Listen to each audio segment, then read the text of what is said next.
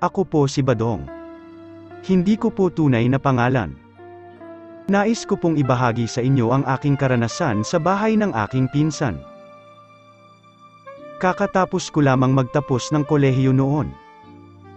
Sobrang hirap makahanap ng maayos na trabaho sa probinsya. Kaya naman ako noon ay nagtungo sa Maynila para maghanap ng trabaho.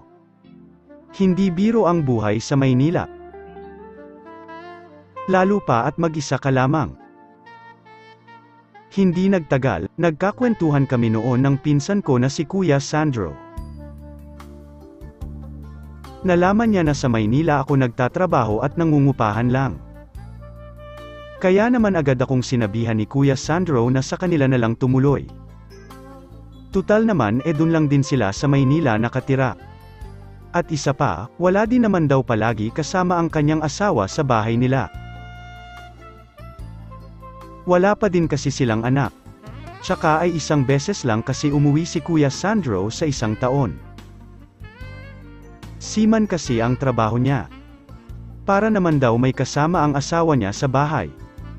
Nung una ay medyo nag-aalangan ako dahil ako ay nahihiya sa asawa niya. Pero di kalaunan ay pumayag na din ako. Malaking bagay na din kasi yun para sa akin. Hindi na ako magbabayad ng renta sa bahay. Hindi nagtagal ay doon na ako tumuloy sa asawa ni Kuya Sandro na si Ate Bianca. Pagdating ko sa kanila ay agad akong inis-ikaso ni Ate Bianca. Pinakain ako at pinagpahinga. Sinabi niya na wag daw ako mahihiya. Feel at home lang daw. Sana daw doon na lang muna ako sa kanila para daw may kasama siya. At nakalipas ang ilang araw. Mas naging close na din kami ni Ate Bianca. Medyo nawala na ang hiya ko sa kanya. Kaya naman mas nakakapagkwentuhan na kami ng matagal. Bukod sa maganda at sexy, sobrang bait at sobrang maasikaso pa. Kaya hindi na ako nagtaka kung bakit siya ang pinakasalan ni Kuya Sandro. Hanggang sa isang araw. Rest day ko noon. Kaya naman ako ang nag-prepare ng agahan. At pagkatapos ko ngang magluto ay tinawag ko na si Ate Bianca. At nang si Ate Bianca ay pababa na ng hagdan. Ako ay medyo napatitig sa kanya. Nakasuot lang kasi ito ng sobrang iksi na short tapos sando na manipis ang tela tapos wala pa itong suot na panloob. Kaya naman bakat na bakat ang tayong-tayong passes nito sa napakalusog na hinaharap nito. Talaga namang nagalit agad ng husto ang aking alaga dahil sa alindog na dala nito. Habang naglalakad kasi siya palapit sa akin ay damang-dama ko ang pag-alog ng sobrang lusog na hinaharap nito. Tila ba sariwang-sariwa pa. Dahil siguro ay bihira lang siyang madiligan. Kaya naman pilit kong pinigilan ang aking sarili. Hanggang sa kami ay kumakain ay hindi ko talaga maiwasang mapatitig sa naglulusugan nitong mga melon. Siguro ay nahahalata na ni Ate Bianca na napapatitig ako kaya medyo tumungo ito ng kaunti para hindi bumikat ang tayong-tayong passes nito. Kinahapunan, ako sana ay bababa para magluto ng merienda. Tapos bigla ko na naman nakita si Ate Bianca na pabuka-buka ka sa baba. Nagyoyoga pala ito. At nakita nga ako ni Ate Bianca kaya ako ay pinasali nito. Medyo nahiya ako kasi baka mamaya mapatitig na naman ako sa kanya. Sobrang iksi kasi ng short niya. Halos lumabas na ang hiwa nito sa sobrang iksi. Hanggang sa nagpatulong na nga si Ate Bianca magpa-stretch sa akin ng mga legs niya. Habang inuunat ko ang mga hita nito pabuka, ay unti-unti naman tumetayo ang aking alaga. Kitang-kita ko kasi nang malapitan ang pisngi ng tilapia nito. At amoy na amoy ko din ang napakabangong amoy nito. Pagkatapos nga ni Ate Bianca magpa-stretch ay ako naman ang ini-stretching niya. Paghiga ko ay bumikat na nga ng husto ang aking alaga sa aking salawal. Wala na kasi akong nagawa kaya hinayaan ko na lamang. Kaya naman nakita na nga ni Ate Bianca na nakabakat ang aking galit na alaga. Habang inuunat nga ni Ate Bianca ang aking mga hita ay kitang-kita ko na napapatitig ito sa galit na galit kong alaga. Kaya naman lalo akong nakaramdam ng init sa aking katawan. Kaya lalo nang nagalit ang aking alaga.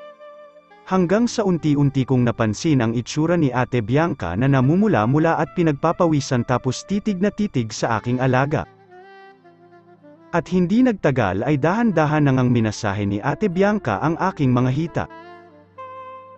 Tila ba pang romansang masahe. At kaming ang dalawa ay nagkatitigan. Tila ba naramdaman namin sa isa't isa na pareho na kaming nalilibugan. Hanggang sa hinawakan na nga ni Ate Bianca ang galit na galit kong alaga. Dahan-dahan niya itong hinimas-himas. Hanggang sa hinubere na nga ako ni Ate Bianca. Sa paghagod pa lamang ng mga kamay nito sa aking alaga ay halos labasan na kaagad ako. Hanggang sa isinubo na nga ni Ate Bianca ang aking gabrasong alaga. Halos mabitalukan nga ito sa sobrang laki. At hindi nagtagal ay hinubad na din ito ang kanyang suot. At ako naman ang nagromansa sa kanya. Dahan-dahan ko siyang niromansa mula ulo pababa sa leeg, tapos sa napakalusog na hinaharap nito hanggang sa umabot na nga kami sa napakasariwang hiwa ng tilapia nito. Talagang napakabango at tila ba alagang-alaga. Kaya naman nilantakan ko na nga ng husto ang kanyang napakasariwang tilapia. At halos marinig na nga kami ng kapitbahay sa sobrang lakas ng ungol nito. Dahil sa sobrang libog na libog nga si Ate Bianca ay agad itong nilabasan. Talagang tigang na tigang ito kaya talaga namang sobrang daming sumirit dito. Hanggang sa dumating na nga kami sa kasukdulan. Dahan-dahan ko na ngang ipinasok ang gabraso kong alaga sa napakasariwang hiwa nito. At nang may pasok ko na nga ay dahan-dahan ko nang binayo si Ate Bianca ng sagad na sagad. Habang binabayo ko si Ate Bianca ay sunod-sunod din ang pagsirit mula sa hiwa nito. Kitang-kita ko ang pagkasabik sa mga muka nito. Dahil sa itsura pa lamang nito ay talagang sarap na sarap ito. Dahil nga doon ay lalo akong nakaramdam ng libog dahil sa sobrang nakakaakit na muka nito at napakasariwang katawan nito.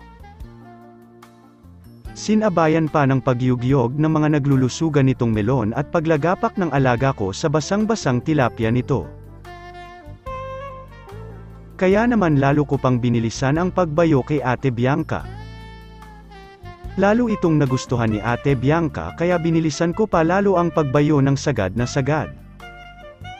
Hanggang sa ako nga ay malapit ng labasan at hindi ko na nga napigilan. Naiputok ko lahat iyon sa loob. Sa sobrang sarap ay hindi ko muna kagad hinugot. At nang huhugutin ko na nga ay dahan-dahan ko itong hinugot sabay nagkayata ng husto ang likido sa mamula-mulang hiwa nito. Talaga namang sobrang sarap sa pakiramdam noong mga oras na iyon. At pagkatapos nga ng pangyayaring iyon, ay hindi pa din humuhupa ang libog na dumadaloy sa aming katawan. Kaya naman ako ay niromansa ulit ni Ate Bianca at ito ay aking binuhat papunta sa CR. At doon na nga namin itinuloy ang romansahan habang sabay na naliligo. Matapos ang hindi inaasahang pangyayaring iyon. Muli na namang naulit makalipas ang isang araw. Halos gabi-gabi kong binibakbakan si Ate Bianca. Kahit pagod ako galing sa trabaho, ay hindi pa din nakakalagpas sa libog na libog kong Ate Bianca. Sa tuwing ako ay dadating ay nakaabang na kaagad ito sa akin. Kaya halos gabi-gabi ay nagbabayuhan kaming dalawa. May mga eksena pa nga na naging wild kami. Umabot na sa puntong doon kami nagbabayuhan sa balcony sa taas. Buti na lang ay madaling araw. Kasarapan na ng tulog ng mga kapitbahay. At isa pa madilim din naman doon. Hanggang sa tumagal ng ilang buwan. Patuloy pa din namin ginagawa ni Ate Bianca ang aming kabalastugan. Hanggang sa isang araw ay bigla kong naisip ang aking pinsan.